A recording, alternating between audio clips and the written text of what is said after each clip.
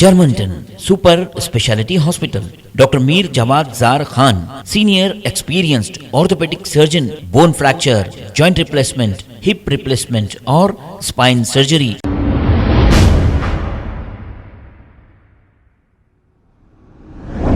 अस्सलाम वालेकुम नाजरीन, 7H न्यूज़ में आपका इस्तकबाल है। चंदा चोर सलमान खान के भाई इरफान खान को ट्रेसपासिंग और धमकी देने के केस में पुराने नॉन बेलेबल वारंट की बिना पर इन्हें गिरफ्तार कर लिया गया। अंडर सेक्शन 448, 323, 506 और 34 IPC के तहत इरफान खान को गिरफ्तार कर लिया गया है।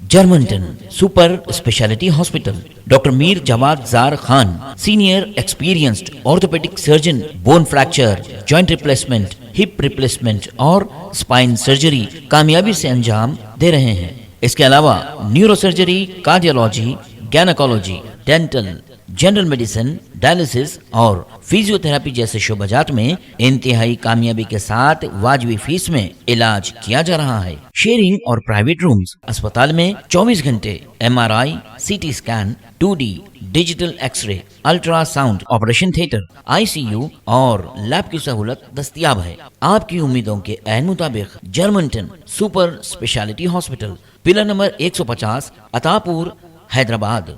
खबर है शहर की, खबर है गाँव की, खबर है सारी दुनिया की। 7H न्यूज़ पसंद आए तो लाइक कीजिए, शेयर कीजिए और सब्सक्राइब करना ना भूलें। 7H news.